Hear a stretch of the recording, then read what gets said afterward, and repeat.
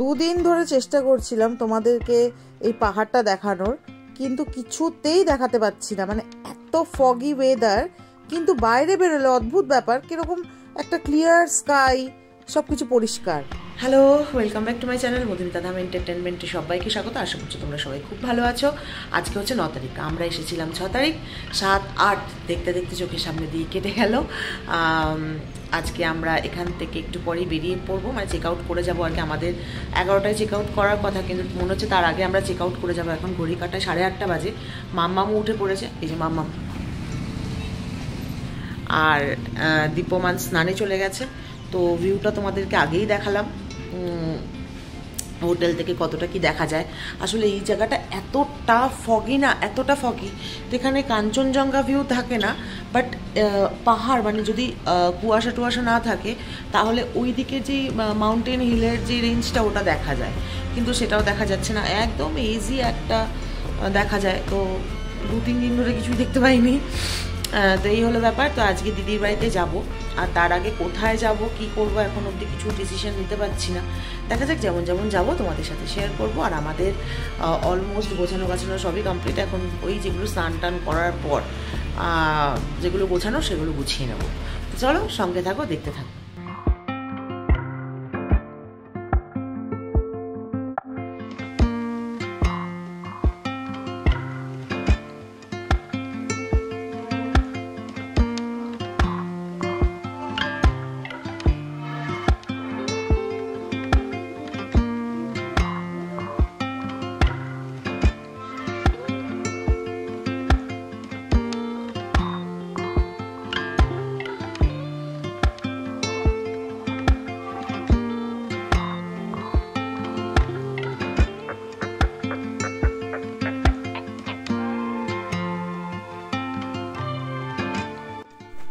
তো আমরা রেডি হয়ে গেছি, স্নান টান করে নিয়েছি।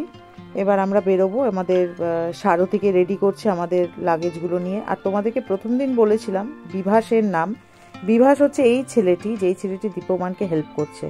বিশ্বাস করো, ছেলেটি ভীষণ হেল্পফুল, আর ছেলেটি প্রত্যেকটা ক্ষেত্রে প্রত্যেকটা মুহূর্তে আমাদের হেল্প করেছে। তো এবার সে গুড বাই টু গ্যাংটক আর গার্ডেন রিট্রিট হোটেল। তো এবার আমরা বেরিয়ে পড়লাম। 11 মাইল 11 মাইল এটা এখানকার 11 মাইল। এই জায়গাটার নাম 11 মাইল। আমরা সিকিম ছাড়িয়ে এসেছি, শিলিগুড়িতে ঢুকে গেছি। আসার দিন ভিডিও করতে পারিনি, তো ভাবলাম যাওয়ার দিন তোমাদেরকে একটু দেখিয়ে দিই। আর এখানে মাম্মাম বসে আছে। আমরা অনেকটাই এসে গেছি। আর 50%-এর মতন, 50% বাকি না, হ্যাঁ, আর 50%-এর মতন বাকি আছে। এইখানটা দাঁড়ালাম, একটু চা কফি খাবো। এখানে কফি পাওয়া যায় না, চা খাবো। মামাম অল গুড মামাম? হ্যাঁ বলো ইয়েস, বলো অল গুড, বলো ইয়েস ইয়েস। চলো চা। আর ওখানে আঙ্কাল চিপস খাচ্ছে, মানে সারাক্ষণ চিপস, ওর চিপস ছাড়া কিছু নেই। এই যে চাটা ফাটাফাটি দেখতে হচ্ছে, নিশ্চয়ই ভালো খেতে। চলো খেয়ে নিই। যখন গ্যাংটকে প্রথম দিন যাচ্ছিলাম তখন লুসির সাথে তোমাদেরকে পরিচয় করিয়েছিলাম। তো এই ছেলেটি, এই ভদ্রলোক আর কি, উনি ভদ্রমহিলা ছিলেন, আর এটা হচ্ছে ভদ্রলোক। তো এর নাম কি একটা বেশ বলেছিল, তো এই মুহূর্তে মনে পড়ছে না নামটা, অদ্ভুত নাম একটা। তো ওইখানে আমি পেয়ে গেছি আর কি। এত মিষ্টি না, মনে হচ্ছে পুরো টেডি বিয়ার। আর তার মধ্যে মাম্মামকে দেখো, মানে শি ইজ ভেরি জেলাস। প্রচণ্ড খিদে পেয়ে গেছে। এবার লাঞ্চ টাইম, চলে এলাম নেপালি থালি খেতে। এটা একটা পাশে রাস্তার ধারেই একটা খুব সুন্দর একটা দোকান ছিল, এখানে ছিল। আমি নিয়েছিলাম দেশি মুরগির থালি, আর দীপমান নিয়েছিল অ্যাজ ইউজুয়াল মাটন থালি। যেই দিন আমরা যাচ্ছিলাম চা খেয়েছিলাম যে দোকানটা থেকে, I think 20th mile, 20 mile ছিল। তো ওই 20 মাইলের দোকান থেকেই খেলাম। তো এবার আমাদের যেরকম বলা সেরকম কাজ। আমরা বলেছিলাম যে সেবক কালীবাড়ি যাবো, পুজোটা দেবো, যাতে মানে যদি আমাদের এই জার্নিটা সাকসেস হয়। তো ডেফিনেটলি আমাদের জার্নিটা সাকসেস হয়েছে। এবার সেই জন্য দীপমান বললো যে মামাই চল পুজোটা দিয়ে দে। আর মাম্মাম তো অ্যাজ ইউজুয়াল মানে রটলু বাচ্চা, তো কেঁদেই চলেছে। কেন কাঁদছে মানে আসলে না, দোষটা ওরও না, ওর ঘুম পেয়ে গেছিলো। এবার ফলো তো ওকে না বারবার যা হয় আর কি, বাচ্চা তো ঘুমটা গভীর হচ্ছে তখন গিয়ে ওকে তুলে দিচ্ছি, তো এই একটা ইরিটেশন হয়। তো এটা ওর দোষ নয়, তো আমাদেরও দোষ নয় না, মানে এটাই হচ্ছে কথা আর কি। তো এবার চলো ব্যাক টু দিদির বাড়ি। ফাইনালি পৌঁছে গেছি, ক্যামেরা অন করলাম তখনই। তো ফাইনালি পৌঁছে গেছি জ্যামের বাড়ি বাগডোগরাতে, আর জ্যামের সাথে দেখাও হয়ে গেছে। জমজমাট জায়গা, জায়গাটা দারুণ জায়গা। তো তোমাদেরকে একটু ব্যাক ক্যামেরা দেখিয়ে দিই। এই যে জ্যাম, পুরো একদম জমজমাটি জায়গা।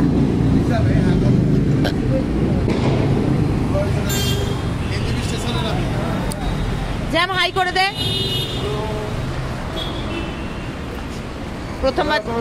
প্রথমবার চলে এসছি বল। মিমির সাথে গল্প করছে, একটু বন্ধ কর, আমার কপিরাইট আসবে, বন্ধ কর মিউজিকটা। হ্যাঁ কেন রে,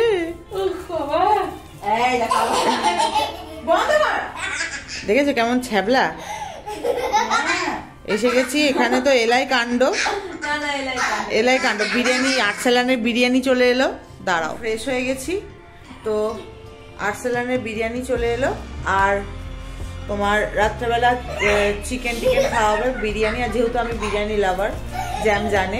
আর দীপ্যমান এখনো ঘরে ঢুকেনি, আসার পর থেকে একবার ঘরে ঢুকেছে, তারপর জ্যাম আরও টইটই করছে, আনা দানা এই যাই হয় আর কি, দুই ভাইরা মিলে।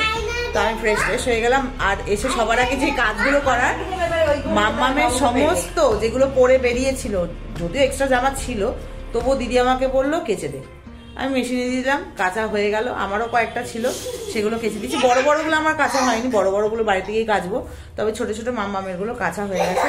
আমি বললাম দিদি রাত্রেই কেচে মেলে দে, কোনো অসুবিধা নেই। ছাদটা বিরাট বড় ছাদ, তোমাদেরকে কালকে সকালবেলা, এত রাত্রেবেলা আর আমি তোমাদেরকে দেখাতে পারছি না, কালকে সকালবেলা আমি তোমাদেরকে ওদের ছাদটা দেখাবো। ছাদটা অপূর্ব। আমি উপরে গেছিলাম, আমার তো একটু ভার্টিগো প্রবলেম আছে, ওই হামাগুড়ি দিয়ে দিয়ে উঠেছিলাম আর দীপ্যমানের হাত ধরে নেমেছি। তো ওপরের ছাদটা বোধহয় দেখাতে পারবো না, যদি পারে দীপ্যমান দেখে আসবে একবার। নিচের ছাদটা আমি তোমাদের অবশ্যই দেখাবো। আর বেশ ভালো জায়গা, খোলামেলা। তবে দিদি যেহেতু গুজরাটে থেকে দিদির একটা অভ্যেস হয়ে গেছে, দিদির এই জায়গাটা খুব একটা ভালো লাগছে না, স্বাভাবিক সেটা। মানে এতদিন যেখানে ছিল হঠাৎ করে একটা, হ্যাঁ মানে কি বলতো, বলতে গেলে মানে এখানে ওখানে যেরকম দিদির এক ডাকে প্রচুর লোক চলে আসতো, এইখানে একটা সমস্যা। প্রচুর লোকের থেকে বড় কথা হচ্ছে, দাঁড়াও দিদির দিকে, তোমরা যারা আমার ব্লগটা দেখেছো, আমি কেন ব্লগ বানাচ্ছি না, তার কারণ হচ্ছে আমার এখন ব্লগ বানানোর কোনো মুড লাগছে না, জানো তো। তোমরা বোনের যারা ব্লগ দেখো, তারা অনেকেই আমার ব্লগ দেখেছো, দেখো। আর সেরকম ভাবে হয়তো আমি ওর মতো ফেমাস নই, ফেমাস না, হ্যাঁ সত্যি। আর আমার সেই কি বলতো, তোমরা আমার বাড়ি দেখেছো, আর নিজের বাড়ি আর পরের বাড়ির ব্যাপার আছে, এটা তো আমি মানে রেন্টে থাকি এখন, বুঝতেই পারছো। আর হঠাৎ করে আমাদের এখানে চলে আসার কথা, সেই জন্য আমার আর না মুড লাগছে না। মানে আমি জানি না আমার কবে মুড লাগবে, আমি আবার কবে আবার ব্লগ বানাবো আমার চ্যানেলে। কিন্তু আমি ওকে বারবার বলেই যাব যে ব্লগ বানা, মানে দেখি চ্যানেলটা নষ্ট করিস না। নিজের বাড়ির একটা আলাদা ইয়ে জানো, আমার কেমন একটা টান আমার বাড়ির প্রতি পড়ে গেছে। ওটা যেহেতু কলকাতায়, তোমরা ভাববে হয়তো কলকাতায় নেই, তারপরে অত টান কেন। দেখো, নিজের পছন্দের জিনিস কেনা, নিজের হাতে সাজানো, সেই জিনিসের কিন্তু টান সত্যি অনেক আলাদা থাকে। এবং আমি যেখানেই করি না কেন, বিয়ের পর কলকাতা থেকে বাইরে বেশি থেকেছি। হ্যাঁ, আমি কলকাতাতে থাকিনি, মানে আমি বিয়ে করেছি, বিয়ের 3 মাসের মধ্যে আমি কলকাতার বাইরে বেরিয়ে গেছি। আমি জাস্ট 3 মাস ছিলাম, আর হয়তো কোনো ভ্যাকেশন কিংবা কোনো অকেশনে আমি কলকাতায় এসেছি, তাছাড়া কিন্তু আর কোনো ম্যাটারে আমি কলকাতায় আসি না। আর সেই জন্য মানে পশ্চিমবঙ্গের প্রতি কিছু মনে করো না তোমরা যারা দেখছো, আমার অতটা ভালোবাসা আর নেই। আর এখানে আসতে কিছু করার নেই আমার, মানে কি বলবো, বানাবো গো, ব্লগ বানাবো যদি আমার ভালো লাগে, মানে ভালোভাবে বানাতে পারি, নিশ্চয়ই ব্লগ বানাবো। যদি কোথাও যাই এখানে কাছে পিঠে, তখন ব্লগ বানাবো। আমি চাইবো আবার তোমরা প্রে করো যাতে আমি আবার আমার বাড়িতে ফিরে যাই, সবাই মিলে আমি আবার ওখানে আমার আহমেদাবাদে আবার কাজ চালু হোক, সেখান থেকে আমি আবার তোমাদের জন্য ব্লগটা বানাতে পারি। হ্যাঁ, বুঝলে তো। তো এই ব্যাপারটাই হচ্ছে, না সব থেকে বড় কথা একদমই তাই, মানে দিদি লেগে যাবে মামা, দেখেছেন। এবার কি বলতো, সব থেকে বড় কথা হচ্ছে সত্যি কথা, মানে দিদি বিয়ের 3 মাস, মানে দিদির বিয়ে হয়েছে তার 3 মাসের পর থেকেই চেন্নাই, কোচি, তারপর কোথায় গেলে এলাহাবাদ, তারপরে ওই ফাইনালি ও বেশি থেকেছে, বলতে পারো বেশি থেকেছে 13 বছর থেকেছে গুজরাটে। মানে ওই জায়গাটা আমি নিজেও গেছি, অসাধারণ একটা জায়গা। যারা দেখেছে ব্লগ তারা একদমই, যারা দেখেছো আর কি তারা অবশ্যই জানো দিদি কোন জায়গায় থাকতো। তবে ঠিক আছে, মানে সময়ের সাথে সাথে সবাইকে সমস্তটা মানিয়ে নিতে হয়। তবে প্রে তোমরাও করো, আমি তো সারাদিনই প্রে করি যেন দিদি তাড়াতাড়ি গুজরাটে ফিরে যায়, যাতে নিজের বাড়িতে নিজে থাকতে পারে। যা হয় কাজ সূত্রে তো হয় না যে এইখান ওইখান একটা হয়, ওটা একটু সমস্যা আছে। আমি দিদিকে তাই বললাম যে তোর ওয়াইফাই আছে, তোর আনলিমিটেড নেট, তুই কেন তুই ইয়ে করছিস না, ব্লক করছিস না? না আমার ইচ্ছে করছে না। হ্যাঁ মানে এটা তো জোর করে করানো যায় না, মানে নেট অঢেল থাকলেও যদি ইচ্ছে না থাকে তখন তো তাকে জোর করা যায় না, তাই না? তো যাই হোক, তো এই হলো ব্যাপার। যখন আমরা ডিনার করব অবশ্যই তোমাদেরকে এক ঝলক দেখিয়ে দেবো। তবে আজকে আস্তে আস্তে মানে একটা জিনিস দেখলাম, মানে তোমাদেরকে বলতেই হয়, মাম্মাম, মানে আমি মাম্মামকে নিয়ে প্রাউড, মানে সত্যি কথা আমি প্রাউড ফিল করি মাম্মামকে নিয়ে। মাম্মাম কোনো রকম ডিস্টারবেন্স করেনি, মানে আমরা পুরোটা কিন্তু গাড়িতে ঘুরেছি, মানে বাইকে ঘুরেছি, তোমরা দেখেছো। শুধু একমাত্র বড় যে স্পটটা, হ্যাঁ সেইটাও আমি তোমাদেরকে এখনই বলে দিই, সেটা আমি বলেছিলাম পরে বলবো। কারণ হচ্ছে আমাদের ঠিকই ছিল, আমরা 2 হুইলারে আমরা নাথুলা, বাবা মন্দির, ছাঙ্গু, 3টে জায়গা আমরা বাইকেই যাব। কিন্তু সমস্যাটা হয়ে গেল আমরা পারমিট পাইনি, যেহেতু আমার ভোটার কার্ড ছিল না। আমি ভোটার কার্ড নিয়ে যাইনি, আমার পাসপোর্ট, ভোটার কার্ড সমস্তটা আমার কলকাতায়। আর আমার একমাত্র আমার সাথে ছিল প্যান কার্ডে যেহেতু অ্যাড্রেস নেই, আর আধার ওখানে চলে না। কিন্তু অদ্ভুত ব্যাপার, যখন আমরা গাড়ি শেয়ারে, মানে তারপরে দীপমানকে বললাম দেখ বাবা ছেড়ে দে এখন গাড়ি। আর সব থেকে বড় কথা, আমরা এখন গাড়ির কথা বলতে গেলাম, একটা ছোট গাড়ি নেই, যেহেতু আমরা একদিনের মাথায় যাব, সেই জন্য মানে বড় গাড়ির সমস্তটা মানে আমাদের সব দেখাচ্ছে 6 সিটার 8 সিটার। এবার আমরা 3 জন মিলে, মানে আমি, মাম্মা আর দীপমান, তো 3 জন মিলে আমরা 6 সিটার 8 সিটার নিয়ে কি করবো? তখন দীপমান বললো মামাই তাহলে একটা কাজ করে চল, কিচ্ছু করার নেই, একবার ট্রাই করি শেয়ারে। আমি বললাম শেয়ারে, মানে সত্যি কথা শেয়ারে কোনোদিন ট্রাভেল করিনি, দীপমানও করেনি, কোনোদিন আমরা ট্রাভেল করিনি। মানে আমরা সবসময় পার্সোনাল কারই আমরা সবসময় রেন্ট। এইবার তারপরে ফাইনালি দীপমানকে বললাম যে বাবান তাহলে চল রেন্টেই করি, কারণ বড় গাড়ি আমরা পাচ্ছি না, যেহেতু একদিনের ডিসিশন আর কি। তো তারপরে আমরা ফাইনালি ওটাই করলাম, একদিনের ডিসিশনে। এবার যখন আমরা গেলাম, ওই তোমাদেরকে দেখালাম যে হ্যান্ডক্রাফটের এই জায়গাটায়, তো সেইখানে গিয়ে কিন্তু আমার কিচ্ছু লাগলো না, শুধু আধার লেগেছে। Can you believe it? আমরা যখন এই কথাটা বলতে গেলাম তখন বললো নেই वैसे नहीं मिलेगा, शेयर में जाना होगा तो हो सकेगा वरना नहीं होगा, এরকম ভাবে বলে দিল। তো যাই হোক, বেশি আমরা কোন রকম তর্ক বিতর্ক করিনি, সেই জন্যই আমরা শেয়ারে গেছি। তবে সিরিয়াসলি তোমাদেরকে বলেওছি যে আমরা যাদের সাথে শেয়ারে গেছি তারা প্রত্যেকে কোঅপারেটিভ, প্রত্যেকে ভালো মানুষ, আর প্রত্যেকে বলে না যে ভদ্র, মানে পড়াশোনা দিয়ে ভদ্রতা বিচার করা যায় না, তার স্বভাব রুচি আচরণই বলে দেবে সে কতটা ভদ্র অভদ্র। তো যাই হোক, তো খুবই ভালো আমাদের ট্রিপটা গেছে, তোমরা অবশ্যই দেখেওছো ভিডিওটা। তো এই হলো ব্যাপার। এরপর আমি একদম সরাসরি আসবো যখন আমরা ডিনার করবো। অনেকটা বকে ফেললাম, তো সবসময় তো হয় যে যেহেতু দিদির বাড়িতে এসেছি কি আর দেখাবো, আমি সেই জন্য তোমাদেরকে একবার শেয়ারিং এর ব্যাপারটা বলে দিলাম। তবে তোমরা যদি শেয়ারিং করতে চাও করতেই পারো, ওটা প্রবাবলি 900 পার হেড লাগে।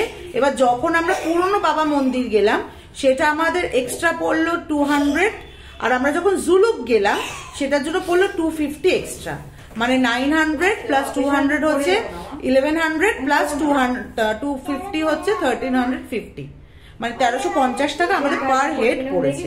মাম্মাম ছাড়া, যেহেতু মাম্মামের 5 বছর এখনো হয়নি, তো মাম্মাম ছাড়া আমাদের 1350 টাকা করে পার হেড পড়েছে। এই হলো ব্যাপার। তবে তোমাদেরকে কিন্তু শেয়ারিং এ গাড়ি বলে দেবে যে 3টে ওরা দেখাবে, একটা হচ্ছে বাবা মন্দির, ছাঙ্গুলেক আর নাতুলা, এই 3টে জায়গা তোমাদেরকে দেখাবে। এবার তোমরা যদি মানে নতুন বাবা মন্দির, পুরনো বাবা মন্দিরটা কিন্তু ওরা প্যাকেজের মধ্যে রাখবে না 900 টাকার মধ্যে। তবে তোমরা যদি আমার নতুন কোনো বাবা মন্দির, মানে পুরনো বাবা মন্দিরে যেতে চাও, ওরা নতুন করে পারমিট ওরা বার করে দেবে, গাড়ি থেকেই বলে দেবে, বলার পর ওরা বলবে 200 এক্সট্রা। আর যদি জুলুকটা কিন্তু সম্ভব হয় না, কারণ জুলুকটা একমাত্র আমাদের গাড়িটাই পেয়েছিল, 100টা গাড়ির মধ্যে আমাদের গাড়িটা ছিল, জুলুকে যাওয়ার পারমিশন পেয়েছিল, তো সেই জন্য ওখানে লেগেছিল 250। এই হলো ব্যাপার। তো চলো, তোমরা আশা করি বুঝতে পেরে গেছো। যদি কোনো বোঝাতে সমস্যা থাকে অবশ্যই কমেন্ট সেকশনে জানিও।